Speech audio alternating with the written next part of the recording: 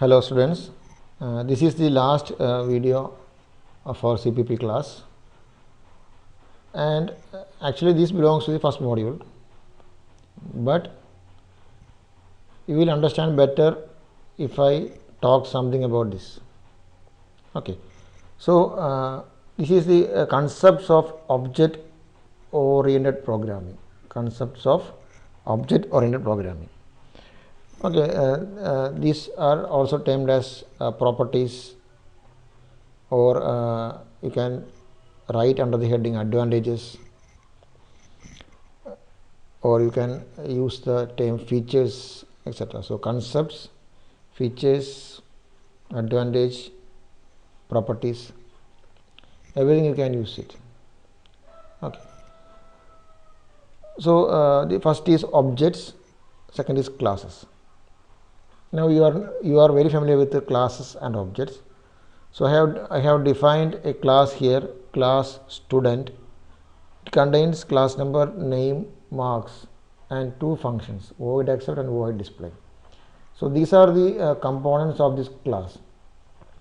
So a class contains a structure for data storage, that is class number, name, and marks, and it contains functions for getting, processing, and displaying values to this class. So a class is defined in opening closing brackets, and it contains member variables and functions that operate on these variables as member functions. So member variables and member functions.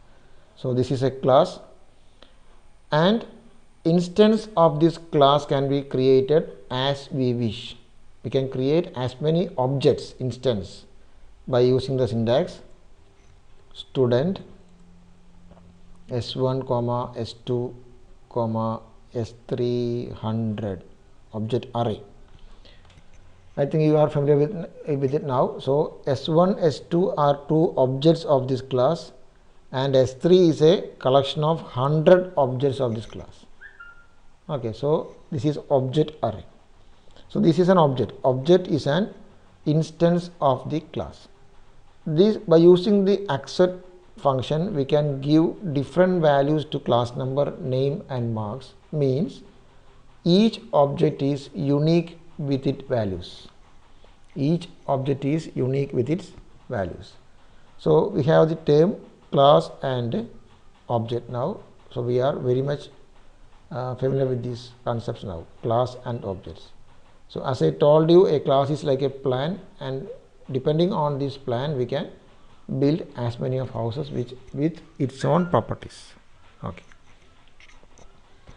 And next is data abstraction and encapsulation. So first we will see what is data abstraction. Data abstraction is showing only the relevant things. Showing only the relevant things. It shows only the required things. ഇതിനകത്ത് നമുക്കറിയാം ഈ ക്ലാസ്സിനകത്ത് default scope is private. Default scope is private. ഇതിനകത്ത് class number, name, and marks are private variables. We can define public variables also. അതുപോലെ we are defining accept and display as public. അപ്പോൾ ഈ ക്ലാസ്സിന് പുറത്തേക്ക് what all things has to be shown is controlled by these two keywords, private and public. അതാണ് data abstraction ഉള്ളത്. Data abstraction is implemented using the keywords private, public, and protected. It allows control on the member variables and member functions which needs to be accessed outside or inside the class. So that is data abstraction, showing only the relevant things. Okay. Now we are seeing the concept encapsulation. Encapsulation means we are enclosing all these as a capsule. We are enclosing all these as a capsule means the member variables and the member of functions that operates on these variables. The member variables and the functions that operates on these variables are bound together as a capsule. അതാണ് encapsulation എന്ന concept. It is encapsulated. വേറൊരു കാര്യം കൂടി പറയാറുണ്ട്, data hiding എന്നൊരു വാക്ക് പറയാറുണ്ട്. Data hiding is also implemented using this private keyword. Data hiding or data encapsulation എന്ന് വാക്ക് പറയുകയാണെങ്കിൽ അത് ഡാറ്റ ഹൈഡിംഗ് ആയിട്ട് ബന്ധപ്പെട്ടതാണ്. So hiding of data is also done using these keywords private and public. Private ആക്കുന്നത് hide ചെയ്യപ്പെടുന്നു. നമുക്ക് ഒരു example real example പറയാറുണ്ട്. ഇപ്പോൾ ഒരു if I am going to buy some apples from a store. ഞാൻ ഒരു കടയിൽ പോയിട്ട് ആപ്പിൾ വാങ്ങിക്കുമ്പോൾ I will be looking at only its quality, colour and price.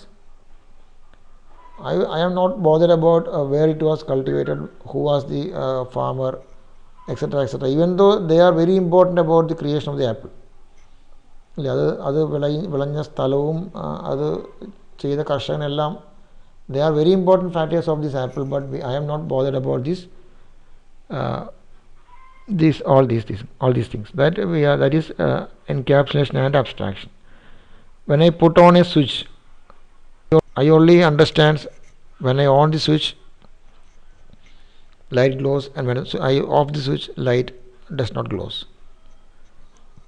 അതിനകത്തും internally there are a lot of things, but they are encapsulated. Or highlighted from the user. ഒരു വണ്ടി ഓടിക്കുന്ന സമയത്ത് what I want to know is that how can I start the vehicle, how can I put the gear, how can I drive. There is no need to bother about how the engine works, or when I press the clutch, or when I change the gear, what happens. It is not important for a driver, even though they are very important. The driver only needs to know what has to be done in sequence. അപ്പോൾ ഈ എൻക്യാപ്സുലേഷനും അബ്സ്ട്രാക്ഷനും അതാണ് is done to the program also by the use of this private and public. And also we can say that all these are encapsulated.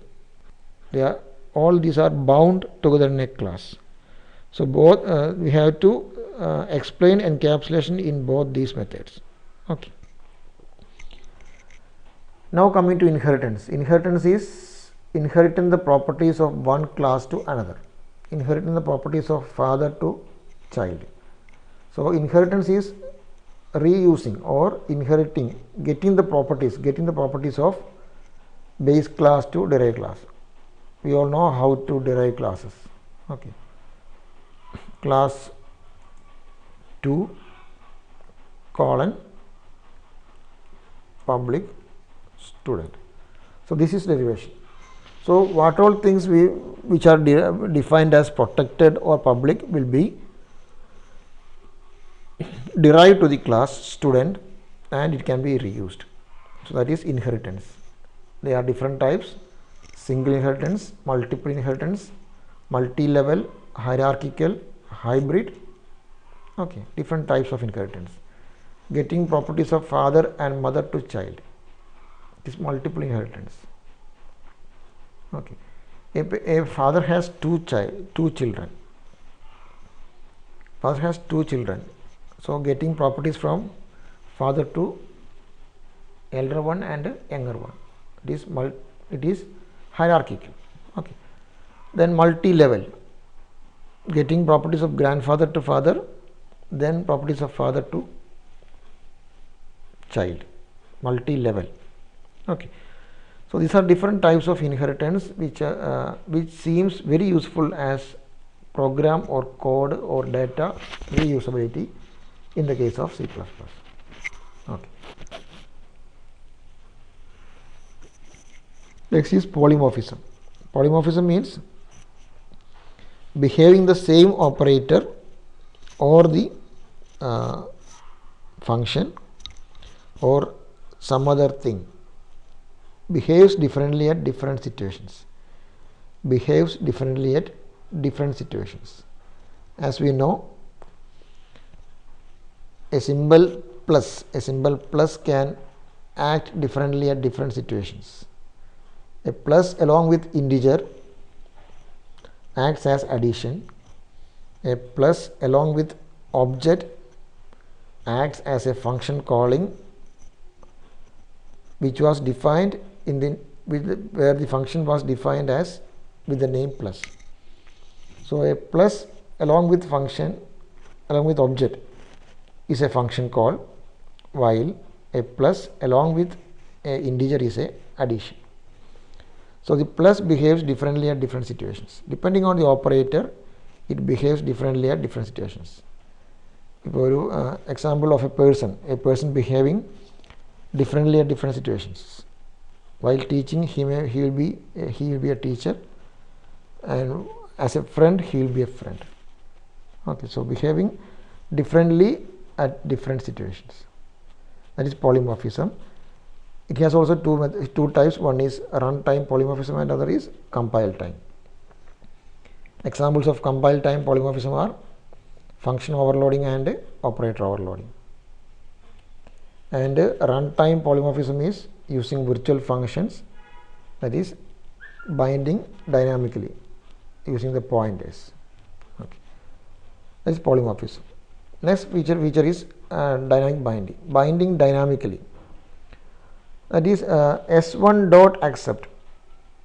It is bound to S1 now. S2 dot accept. It is bound to S2 now. That is the code is associated at different times. Okay. S1 dot accept is S2 dot accept. Also using pointers it is more clear during virtual functions or using dynamic polymorphism. The derived class pointer can point to base class function as well as to the derived class function. So it is bound dynamically. That is dynamic binding. Next is message passing. Message passing is communication between objects. Communication between objects can be done by using passing object as arguments. Passing object as arguments means it can be passed as a function or it can be used as a operator function. So operator overloading is also example of message passing. So passing objects as arguments, inter-object communication, passing messages. Okay. Or we can make it simpler by passing arguments to constructors. Okay. Or passing arguments to function. All examples of message passing. Specifically, it deals with communication between two objects. Communication between two functions also is a message passing, but communication between two objects is more specific for message passing because communication of one object data to other object. Okay, so these are all these used in object orientation. Okay, so I think that these concepts are now clear. This is why I have not covered it in the first module. Okay, after studying everything, every course, you will be more familiar, or you will think more in detail or in application model while we go through these properties after studying the concepts. Okay, so study all the videos. This is the last video. As we know, we have not seen in person to you, but I think that you have gone through all the videos and you are now familiar with the C++.